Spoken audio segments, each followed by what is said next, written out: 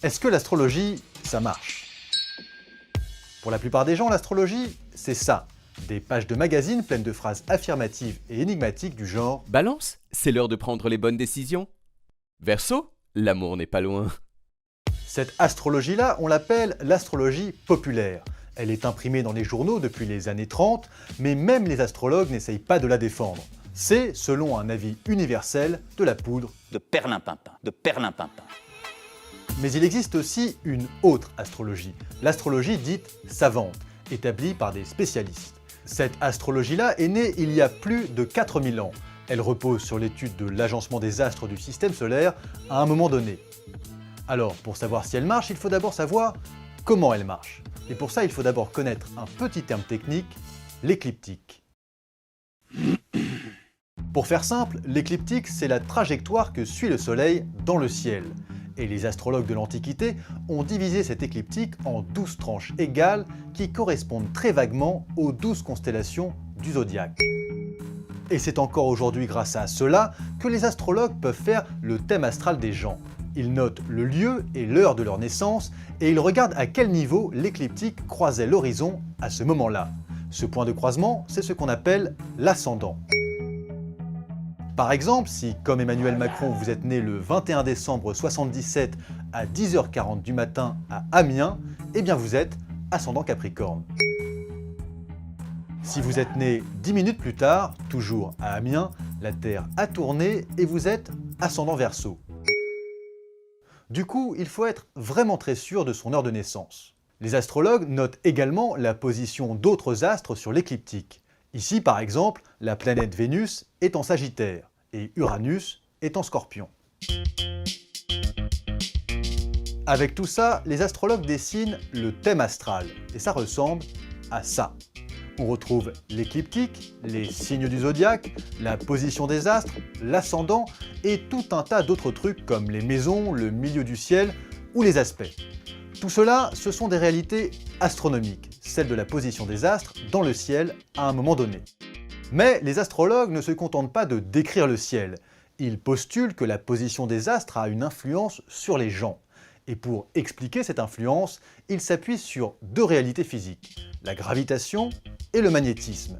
Et après tout, pourquoi pas? C'est vrai par exemple que la Lune provoque des marées hautes et des marées basses, c'est vrai aussi que le magnétisme de la Terre fait bouger les aiguilles des boussoles, donc au fond on pourrait se dire, ils peuvent parfaitement avoir une influence sur nous.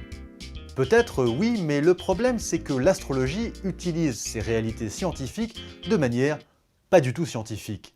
Premièrement, elle ne prend en compte que la gravité des astres. Or, la gravité est présente partout.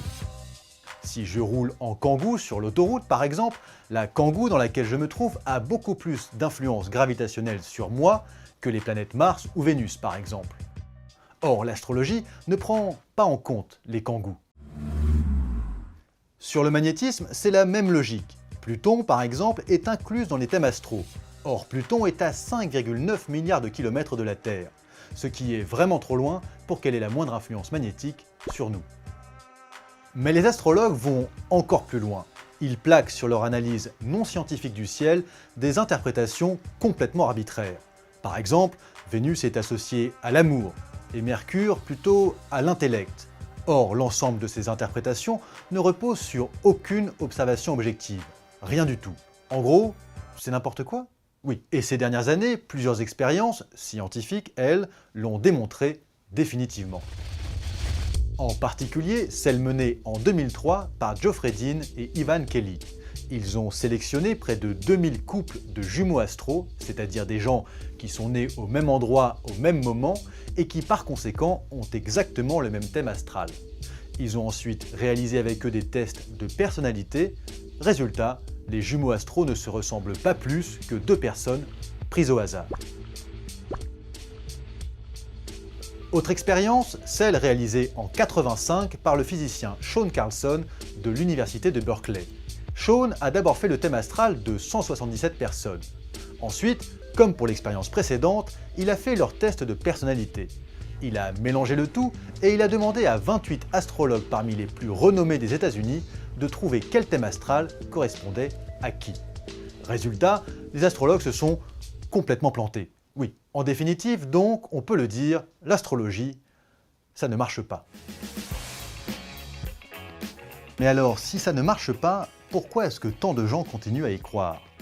Eh bien, c'est entre autres à cause de ce que les psychologues appellent le biais de confirmation.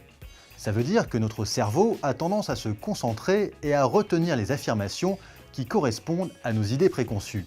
Résultat, si un horoscope prédit 3 choses, une qui correspond à nos attentes, Vous êtes très sympa. 2 autres qui n'y correspondent pas, Malheureusement, vous mourrez seul et tout le monde vous oubliera. nous aurons tendance à ne retenir que la première. Oui,